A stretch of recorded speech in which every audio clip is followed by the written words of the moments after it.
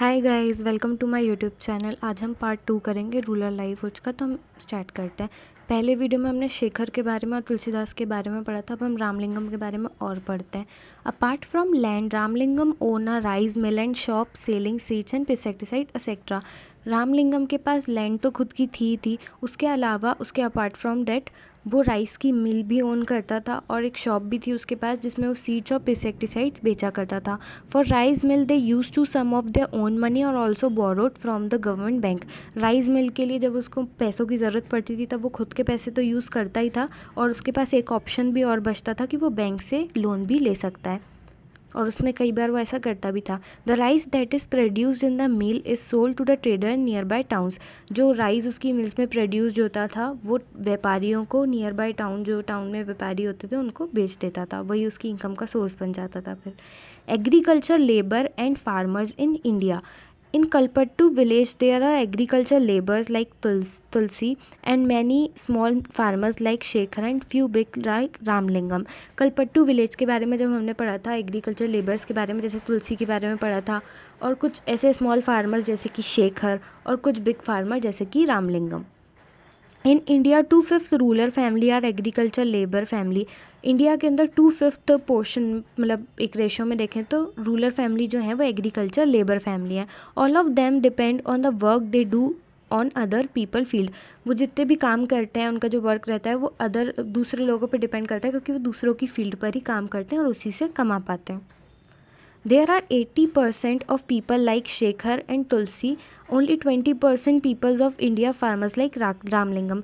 80% जितने भी लोग हैं हमारे कंट्री में वो शेखर और तुलसीदास जैसे हैं, सिर्फ 20% लोग हैं फार्मर्स रामलिंगम जैसे।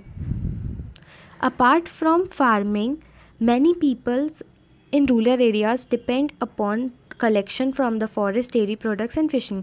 फार्मिंग के अलावा बहुत सारे लोग हैं रूरल एरियाज़ के, वो डिपेंड हैं कि वो फॉरेस्ट से बहुत सारी चीज़ें लेके आएँ और उसको बेचें, और डेयरी प्रोडक्ट्स के ऊपर, फिशिंग के ऊपर। Coastal areas, in coastal areas we find fishing villages. Let us find out more about lives of fishing family by reading about Aruna and Pravleen who live in the Pudupet a village close to Kalpattu. फिर हम अरुणा और प्रवलीन story के बारे में पढ़ते हैं। मतलब हमने अब इतनी सारी चीज़ें पढ़ी। कोस्टल एरियाज़ में हम फिशिंग विलेजेस को देखते हैं, फिशिंग जहाँ पे बहुत फिशिंग की जाती है। फिशिंग ही कुछ लोगों का इनकम का सोर्स होता है, उनकी लाइवहुड ही उससे चलती है, उनकी डेली मतलब हर चीज़ उन्हीं से, उस पर ही डिपेंडेंट होती है। कुछ ऐसी फैमिली रहती हैं जो बिल्कुल फ़िशिंग पे ही उनका जो बिज़नेस रहता है, फ़िशिंग ही उनका सब कुछ रहता है। तो ऐसी हमें स्टोरी दी गई है 2 लोगों के बारे में, हस्बैंड और वाइफ की, कि वो लोग सिर्फ फ़िशिंग करके ही अपना घर चलाते हैं। तो वो लोग डेली ये काम करते हैं और उनके पास अगर खुद के पैसे तो इतने ज़्यादा हो नहीं पाते, तो वो लोग बैंक से लोन लेके जिसमें वो फ़िशिंग करते हैं वो ख़रीद लेते हैं। फिर वो डेली तो फिर वो बताते हैं कि इस टाइम से इस टाइम पे करते हैं। मतलब ऐसी स्टोरी बताई गई है। वो टाइम हमें याद रखने की इतनी ज़रूरत नहीं है, वो सिर्फ स्टोरी है, वो बता रही हूँ मैं। तो इस टाइम से इस टाइम पे करते हैं। फिर उनको दिक्कत आती है मॉनसून के टाइम में, लास्ट के 3-4 महीनों में, क्योंकि स्टॉर्म के चांसेस रहते हैं। तो उसके बाद वो जिन लोगों से लोन लेते हैं, मनी लेंडर या किसी से, वो उस टाइम बहुत ही उनको सफ़र करना पड़ता है। वो अगर उनके पैसे नहीं चुका पाते, क्योंकि उस टाइम उनके पास कोई काम तो होता नहीं है, तो वो उनको फ़िशेस देनी पड़ती हैं उनको। उसके बाद जो उनकी जो वाइफ़ होती है वो आधी फ़िशेस अपने पास रखती है घर पे और आधी फ़िशेस उन लोगों को दे आती है, उसके हस्बैंड और जितने लोग उनके साथ जाते हैं। तो वो जो आधी फ़िशेस घर पे रखती है फिर वो उसको नियर बाय विलेजेस में जाके बेचती है। सो ये चैप्टर यहीं एंड होता है। मैं आप लोगों को इसका पार्ट 1 का भी रिकैप करवा देती हूँ। सबसे पहले हमने इसमें कलपट्टू विलेज के बारे में पढ़ा था, जो कि कलपट्टू एक ऐसी विलेज जो कि सी कोस्ट से बहुत क्लोज़ में, तमिलनाडु में। फिर यहाँ पे अलग अलग लोग अलग अलग काम करते हैं। फिर यहाँ पे लोग जो है नॉन फार्म वर्क भी करते हैं, जैसे कि बास्केट बनाना, यूटेंसिल्स बनाना, पॉट्स बनाना, ब्रिक्स बनाना। फिर यहाँ पे ऐसे लोग भी हैं जो सर्विस प्रोवाइड करते हैं अलग अलग उसमें, जैसे teachers, washerman, barbers, so on. कुछ मेन स्ट्रीट में हम देखते हैं जो बाज़ार की तरह दिखती है, बहुत सारी वैरायटी ऑफ शॉप्स मिल जाती है हमें देखने को।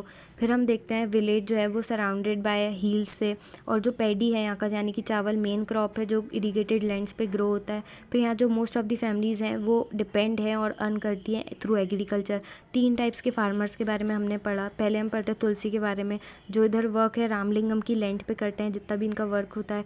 जो 20 एकड़ की ज़मीन है, किसकी, रामलिंगम की। और शादी करने से पहले भी वो यहीं इन्हीं पैडी फील्ड्स पे काम करता था। वो टाइम बताता है कि किस टाइम से करता था। फिर उनकी वाइफ़ जो थी वो उन्हें सुपरवाइज़ करती थी, रामलिंगम की वाइफ़। फिर हमने तुलसी की स्टोरी में देखा कि रूरल फैमिलीज़ कैसे सर्वाइव करती हैं, किस टाइप की लाइफ जीती हैं। फिर ये जो फैमिली है वो स्पेंड करती है, इतना स्पेंड नहीं कर पाती है अपना मनी जितना उसको करना चाहिए अपनी फैमिली के ऊपर। फिर वो माइग्रेट करती है इधर से उधर जब उनको काम नहीं मिल पाता है तो, सीज़नल बेसिस पे कि इस सीज़न में जाएंगी इधर से उधर। फिर 2/5 जो है, अगर हम रेशियो में देखें तो रूरल फैमिलीज़ एग्रीकल्चर लेबर है हमारी कंट्री के अंदर। कुछ in some small plots of the land while others like Tulsi and landless. कुछ ही ऐसे फार्मर्स हैं जिनके पास थोड़ी लैंड है और कुछ ऐसे हैं जो लैंडलेस हैं। कुछ लोग ऐसे हैं जो जब मनी नहीं कमा पाते तब वो दूसरी जगह ट्रैवल करके जाते हैं, जो अभी मैंने बताया माइग्रेट करके दूसरी प्लेसेस में जाते हैं। फिर हम शेखर के बारे में पढ़ते हैं कि इसके पास ज़्यादा लैंड तो नहीं है पर थोड़ी बहुत है। ये क्या करते हैं, हार्वेस्ट जब करवाना होता है तब किसी की हेल्प लेते हैं, एक से ज़्यादा फार्मर की, उसको अपनी फील्ड पे काम करने देते हैं, उससे उसकी हेल्प लेते हैं, बदले में उसको अपनी फील्ड पे काम करने देते हैं, उसी से उसको अर्न करने देते हैं।